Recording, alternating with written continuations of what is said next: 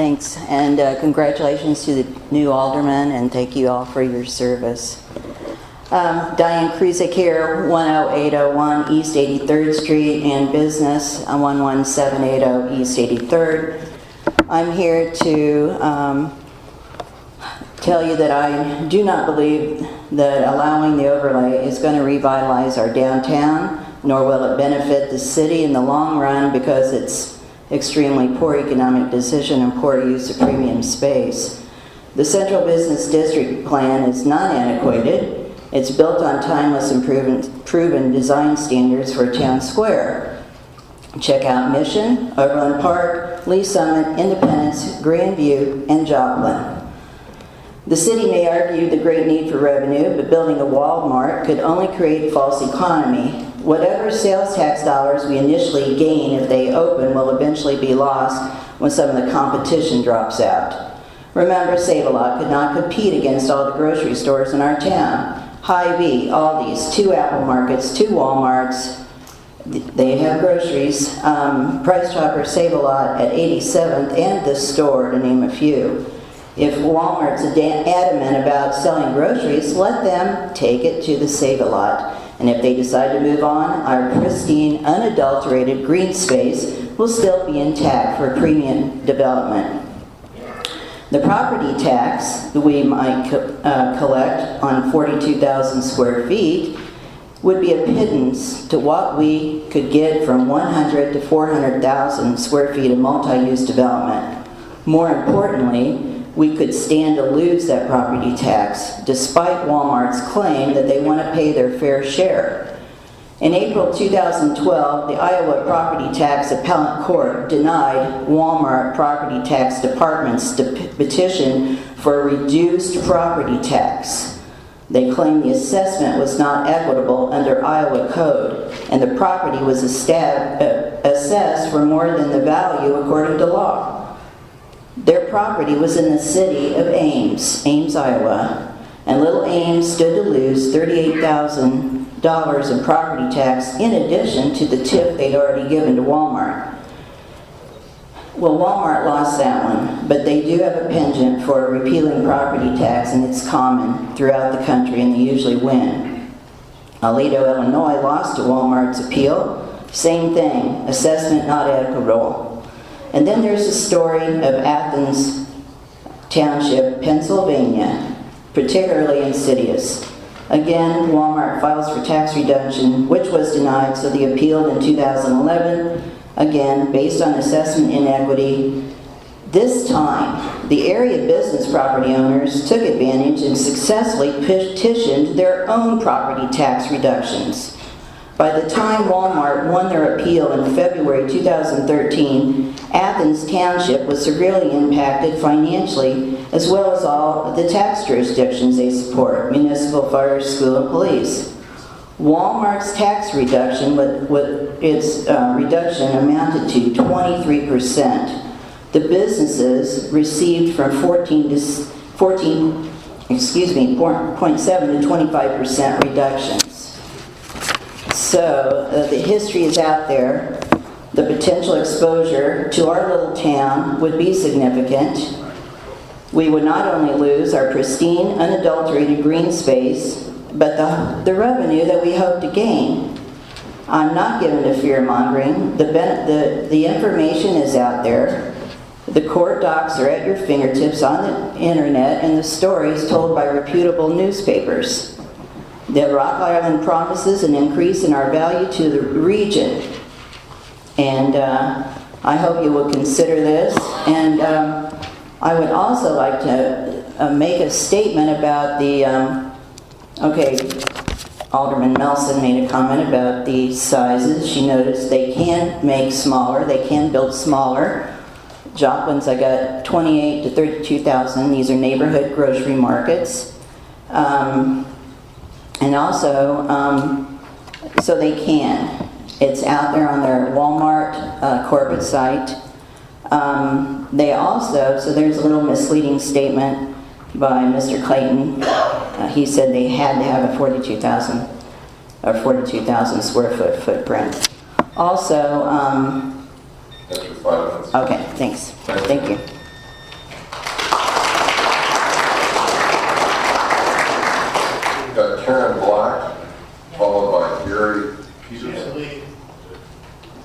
Karen has left. All right, how about Gary, is it Peterson? Peterson? Yes, sir. Followed by Sue Frank. Gary Peterson, you're up, sir. Okay. Welcome and thanks. My name is Gary Peterson. I reside at 5300 Ralston. I'm a registered voter. I have a small business down here called Eden's Acre. According to the New York Times and other credible sources, in 2010, $86 million was paid by Wal-Mart to settle labor charges in California. 2 years before that, over $600 million was paid to over 42 states. Now, the reason for this is because they were not paying vacation times, they were not paying for lunch hours that were worked, they were not paying for overtime, they were erasing time that was worked. Employees of Wal-Mart are one of the greatest users of SNAP, housing assistance, and other social services because they are the lowest paid employees. They work part-time hours many times. The products that are purchased by Walmart come from out of state, out of the country many times. This money that's paid for this is drained from the city. The profit that they have goes to their headquarters. And so it adds to very little to our economic well-being of our city. Another Walmart here will not bring us additional business from other cities. All it will do is suck business from our local grocery stores.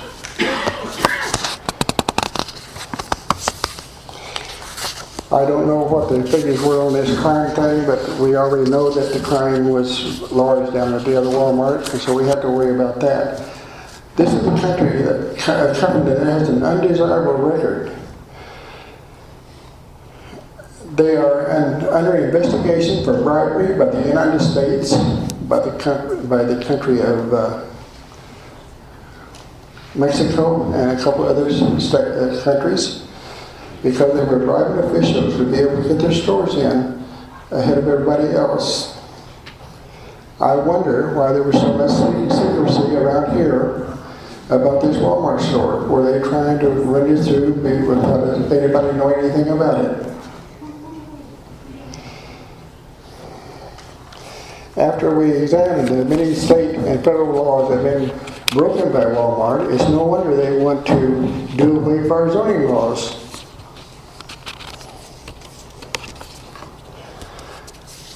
I was at the meeting last week, I'm at this meeting tonight, and I have heard lots of people that do not want to have Walmart, very few that do. We live in a democracy. I think our voice should be heard. Thank you.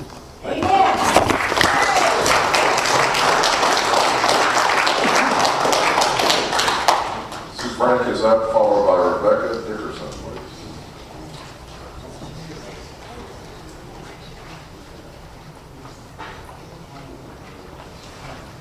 You want to give us the clerk, please? Just go ahead and give us the clerk.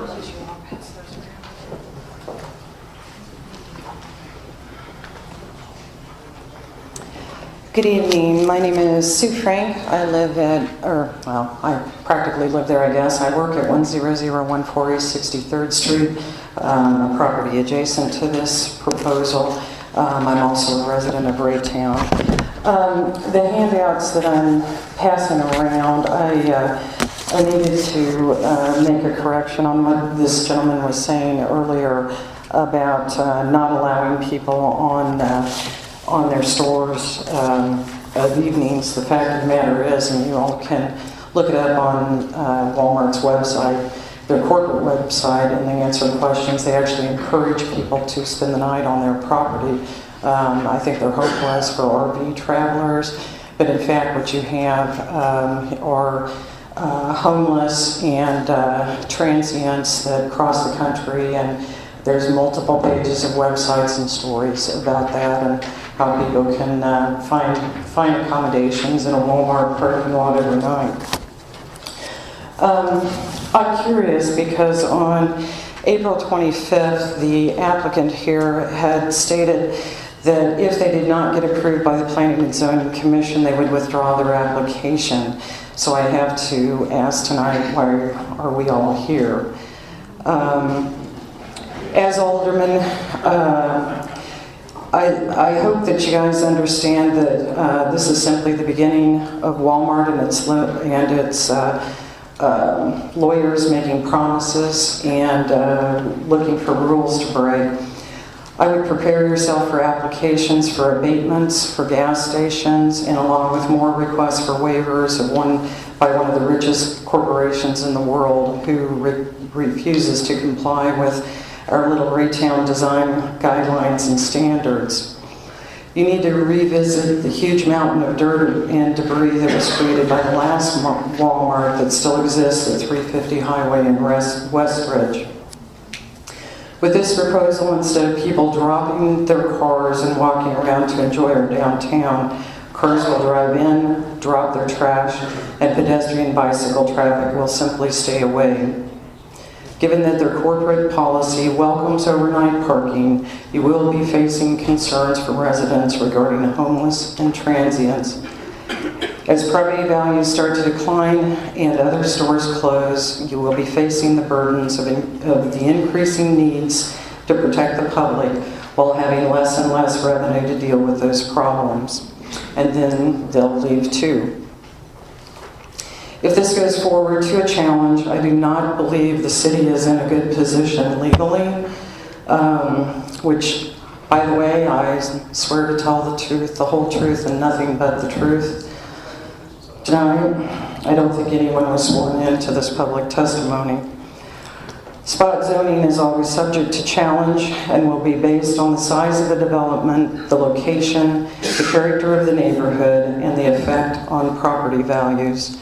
Placing a big box store among otherwise small businesses, residential neighborhoods, a school, churches, senior living and retirement care centers, and a library should all be very, very real concerns for y'all. Along with not openly posting the property for sale, you've neglected to post the property for a public hearing on the rezoning.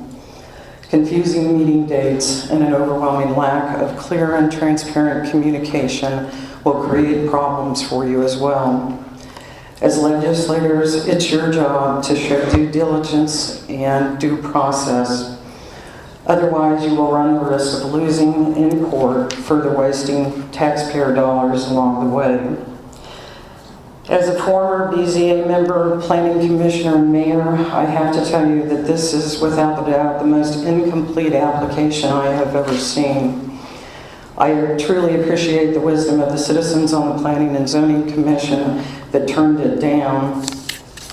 These, and folks, the very basic fundamental processes of rezoning considerations are just being ignored here, and that greatly concerns me. There's been no economic impact study, no traffic study, talking about these big trucks, and we're in close quarters already downtown. There's no water retention plan, no nuisance, trash, noise, smell, or environmental impact studies that have been done. No public safety impact, and there's lots of questions about easements up here. You have a duty as elected officials to consider the health and welfare of this community. And 5 minutes, Ms. Frank. I'm also speaking on behalf of my neighbors. You didn't identify that, man. Well, I am. Well, hold on. You didn't identify, who are you speaking on behalf of? Myself and my neighbors, my adjoining neighbors. I'm talking about. Can we get those names? Sure. Wright. What was the name, please? Judy Wright. Judy Wright, okay. 19 North. I'm a neighbor. And your name? I'm a neighbor.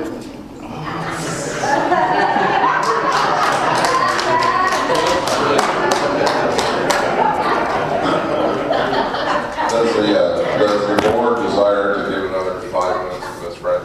Yes. I'll try not to take 5 minutes. What I was saying is you guys have a duty as elected officials to consider the health and welfare of the community. And, whether you like it or not, you guys are in the real estate business. And protecting property values through infill and zoning, I believe to be your most important job for all of us. With over $1 million public dollars spent to acquire and clear the property, short selling the property only short sells the community, and people are asking what is really going on with this. You have an opportunity with this application to be the protectors of our community and to gain positive notoriety by saying no to this. Google Fiber coming to Raytown is again yet another reason why we should not sell our future by supporting this application. Google Fiber will be huge to the property to create a good, sustainable development. Everyone here tonight, whether they spoke for this project or against it, everyone's interested in having a great downtown. And I just truly hope that you'll consider a number of these things. Some questions I have that are new to me tonight are changes to the retaining wall. That retaining wall was built conjoined with and I know we've talked about this, was built conjoined with the church and the property owners along that, so I have heard nothing about plans to that retaining wall. I appreciate your comments, Mr. Mock, regarding the trucks. M&M 4M has already stated, and the reason that their loading dock is on the back there, they're about the only ones that ever get a 18-wheel truck in there, and that's not common. However, from the freight business, many freight companies will only deliver dock to dock, literally, so you can't get stuff delivered to them unless they have that service dock. The other thing, as this is drawn, we can't even get a trash truck in and out of there. If you all drive through that space through the day, and I know many of you have, it's fairly narrow as it sits. And trying to get any other truck in there, the trailers that pull the beer to the bar next door, the thought of them backing in off of Blue Ridge is just absurd. So I appreciate your comments on that, Mr. Mock, because that's a great concern to my fellow businesses. So if you guys are wanting to compare crime statistics, I think you need to compare the crime statistics at the neighborhood Wal-Mart to other grocery stores in Overland Park. You're saying that the one in Overland Park only gets so many hits. Well, then fairly compare it to other grocery stores. The thing is, the Wal-Mart in Overland Park has more crime hits than any other grocery store other than Wal-Mart does here in Raytown. So just hope that your stats are clear on that. So anyway, I appreciate your time tonight. I know you guys, this has been a tough one for everybody. People are interested in downtown. They really want to see the heart of our and core of our downtown saved and developed in a way that all of us can be proud for, and proud for future generations, for a place for kids to call home other than a Walmart in their downtown. Thank you.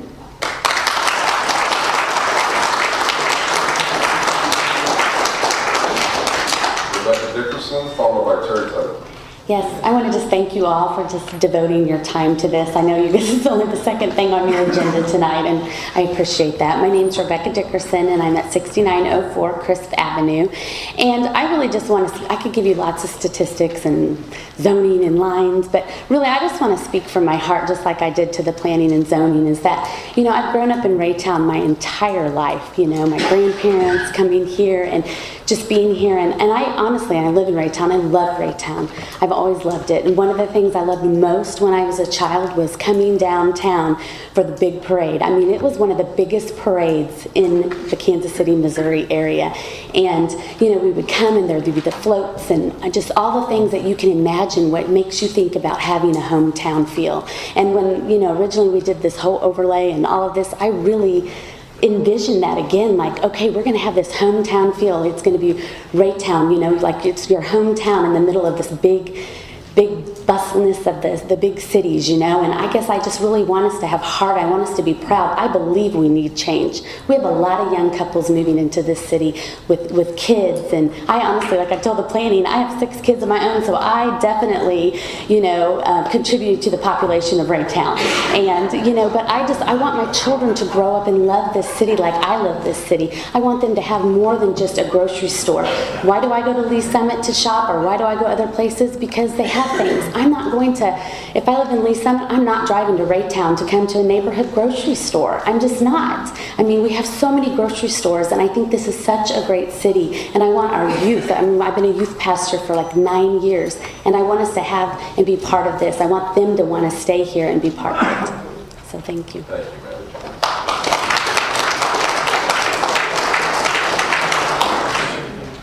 Terry Tuggle, followed by Greg Walters. Terry Tuggle, 5700 Elm, Raytown. Mr. Mayor, my question, obviously we have a lot of dissatisfaction with the plan that's here, but my question is, at this point, is there any other viable offers that are on the table for this property? And have there been viable options for this property? And is this an opportunity to pay back some of the investment we've made on the property? It sounds like that to me. I do believe that there's probably obviously an anti-Wal-Mart thought here, whether it's Wal-Mart or whomever. We expended some tax dollars, if I understand correctly, to purchase this property. For years, it has sat vacant. I enjoy green space. I like to mow my yard. But you know, it's a matter of economics today. I think that's one of the real difficult issues, is that there's a lot of emotion in this.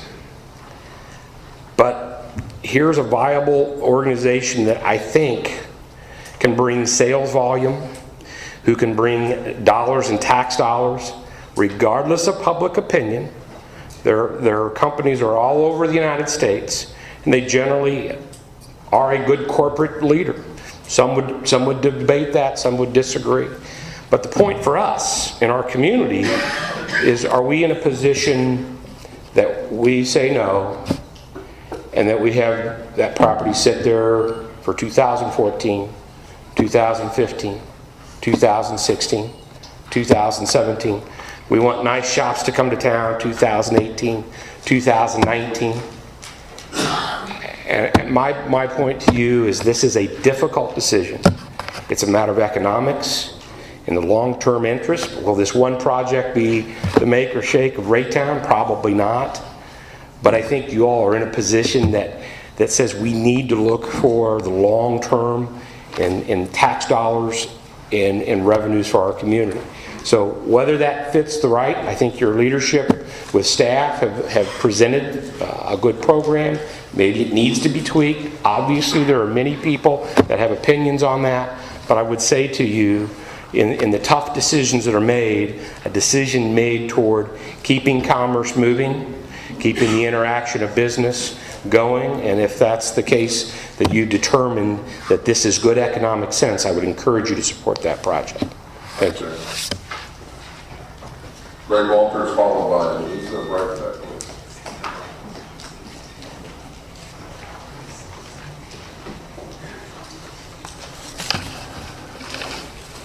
Good evening. My name is Greg Walters. I live at 8958 East 60th Street here in Raytown. I'll start with some comments that I gave to the Planning and Zoning Commission, because not all of you were at those meetings, which is understandable as you are here tonight. First, I would like to go on record by stating that a 40,000 square foot building with 60,000 square foot of parking does not fit my definition of a multi-user pedestrian-friendly development in downtown Raytown. In other words, more plainly stated, I'm opposed to the application that's before you this evening. My topic this evening is the 24-hour operation of a grocery store in a residential area. As many of you know, I was on the board back when the first Wal-Mart came into town at 67th and Blue Ridge.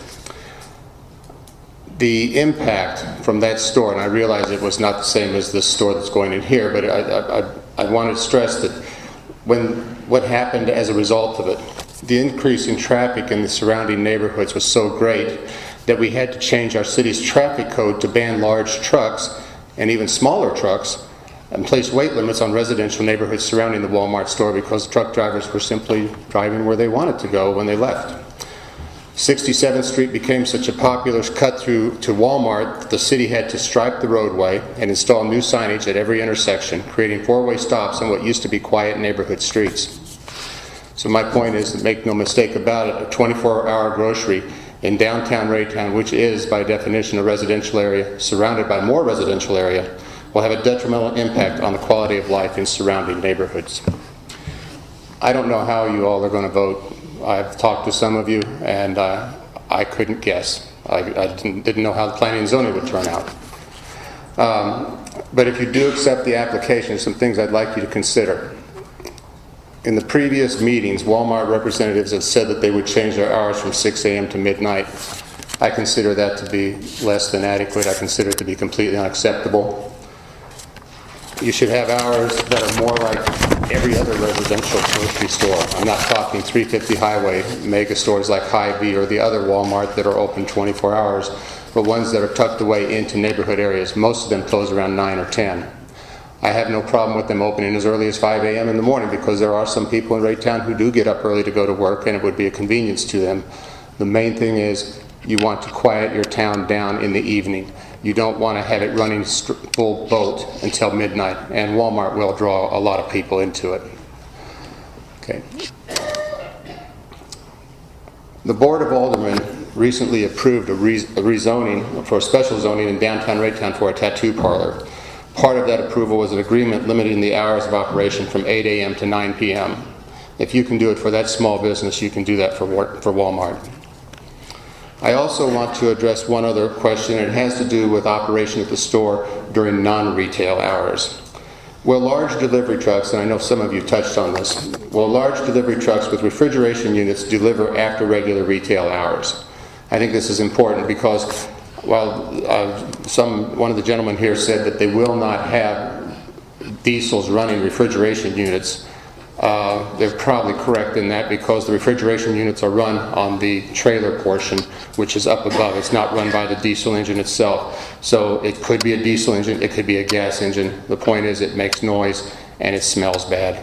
And it's not a good thing to have. I don't want to see trucks coming into the area at 3 o'clock in the morning waiting for the store to open to unload them and having those diesel units, or gasoline units for that matter, spewing out the exhaust that they have before they get unloaded. The other point I wanted to make was that I realize, I'm sorry, I've lost my place because I'm very tired tonight.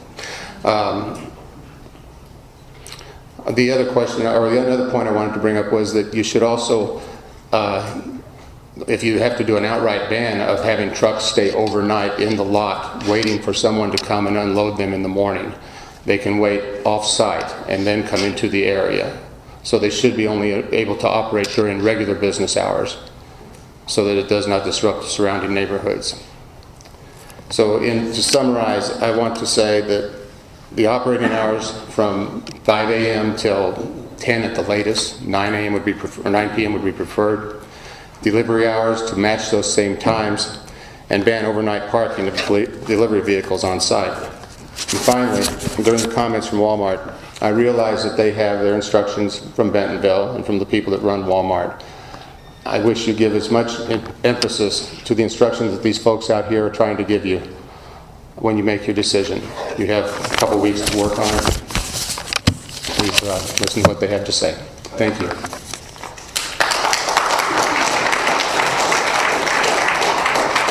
After Lisa, I've got Travis Gentry, 1100 East 57th. Welcome. Thank you, Mayor. Good evening. I'm going to make this as fast as I can. God bless you all for your patience. We really appreciate it. My name is Elisa Breitenbach. I live at 1110 West Walnut Street in Independence. I own Doughboys in the Woodson Village Shopping Center. I started a petition drive against this strictly because I felt like the people of Raytown needed a voice, and we needed to be able to talk about this issue, this Walmart deal.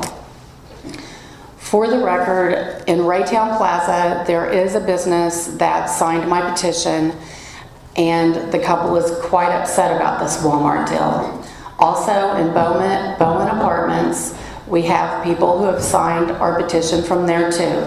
So not everybody supports this Walmart deal, just so you know. Walmart wants 3.5 acres, but Raytown is only 10 square miles. We have over 1,000 signatures on our petition drive. This very controversial corporation needs to work and hide behind confidentiality to try and sneak in areas before the public finds out about it. Because of people like myself. Many people love and enjoy their local businesses. We don't want to trade them for a Walmart. In Springfield, the last one of these that went in, a neighborhood market, took down not just one, but 2 local businesses. Springfield is a lot larger than Raytown. One of the stores was called Smiley's, and it had been there for 75 years. I hope and pray you do not change the design standards of our downtown for this Walmart. Thank you very much.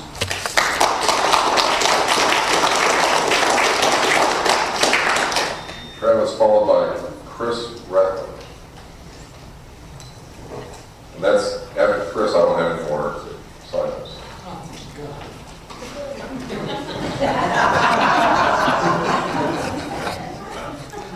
Hello. Just want to say thank you for your time. As a very proud Raytown citizen, I would say, there's an old sticker that says, "Where the heck's Raytown at?" Have you guys seen those bumper stickers? I think Raytown, or Walmart's found where Raytown is, and we don't need 3 of them within this space. So we all get that. But let's think about this. Well, we got a big hitter like Walmart stepping in here. Has a great idea. Hey, let's put this neighborhood front on top to support our business and our operations here.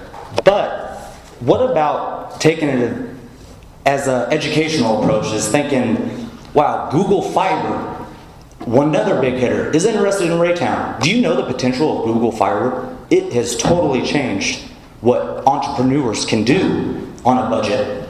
You can buy an iPad and buy something to attach into the headphones jack and have your cash register right there, all ran electronically through Google Fiber. We have Google Fiber coming here. That's small business all over it, not Walmart. If we need to get to Walmart, hey, we know we can go north or we can go south.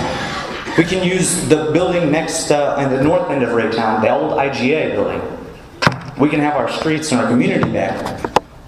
As a part of a Raytown that's growing and taking initiative and being resourceful to the community, open and with ideas and potential. Yeah, everybody wants to catch up to Overland Park and Lee Summit, business, commerce, money's banging. Well, let us have a chance. I mean, adding a 3rd Walmart in Raytown, really? Where's our chances at there, guys? And I'm just asking you guys. Let's take this. Let's do some homework and some study.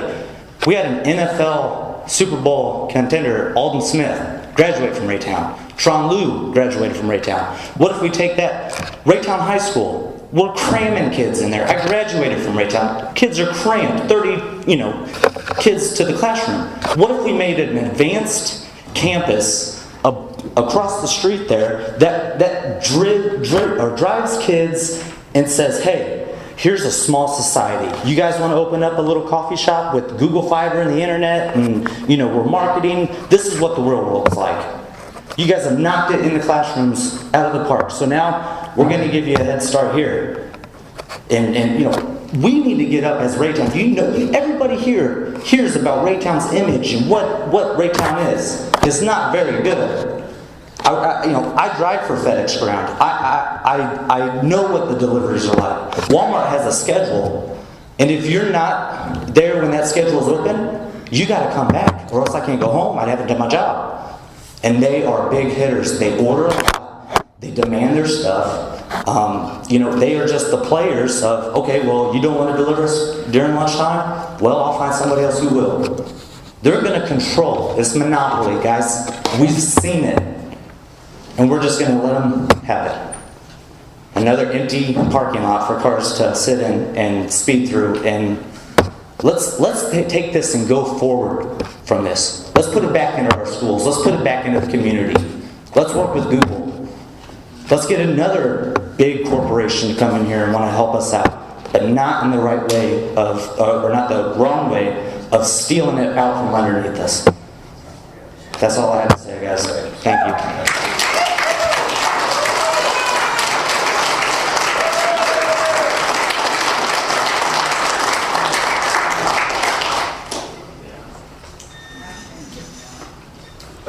Thank you, Mayor. I'm Chris Rathbone. I live at 7105 Harvard Avenue. I'm going to kind of take where he started and expand on that a little bit. I've heard people talk about wanting to put this Walmart in here because the property has sat vacant for so long, and I don't want to settle. We're getting Google Fiber in. We've got an offer from Walmart. Google Fiber is going to bring a lot of opportunities into Raytown. I don't want to just settle just because we can put a Walmart in there. I think it's a very poor design for downtown. You talk about bringing traffic in. We want to increase traffic in downtown. What kind of traffic do you really want? It's not going to increase pedestrian traffic. It's going to have semi-trucks, cars, got the drive-through pharmacy. When I picture downtown, I'd like to be able to walk around downtown, maybe take my kids down there and make a day of it. And the Walmart isn't going to help that at all. That's about all I've got. Thank you for serving. Thank you, Mayor.